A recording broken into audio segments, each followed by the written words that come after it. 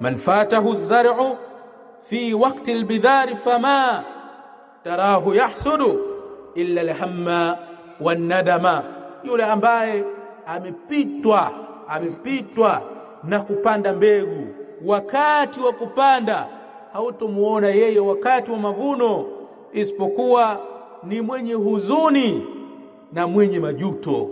Kwa nini? Kwa sababu hakupanda wakati watu wengine wanapanda. Huu muda ukipita pasi na wewe kufanya matendo mazuri ambayo utachuma mbele ya Mola wako Subhanahu wa Ta'ala, hakuna utakachokuwa nacho mbele ya Mola wako isipokuwa ni huzuni na majuto.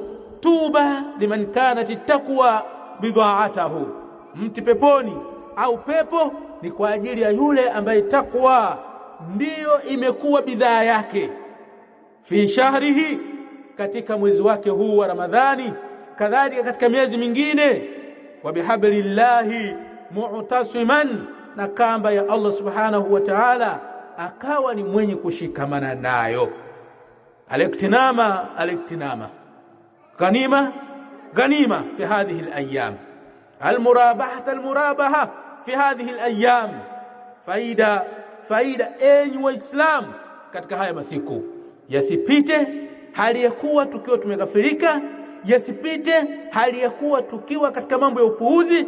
Haya masiku yapite hali ya kuwa tunafanya yaliyokuwa mazuri katika kuswali, kusoma Qur'ani, kumdhukuru Allah Subhanahu wa Ta'ala, kumuomba dua, kulisha watu chakula na yale mengine ya kheri ambayo Allah Subhanahu wa Ta'ala anayapenda. Tusipoteze haya masiku, kwa sababu ni thamani kwetu sisi.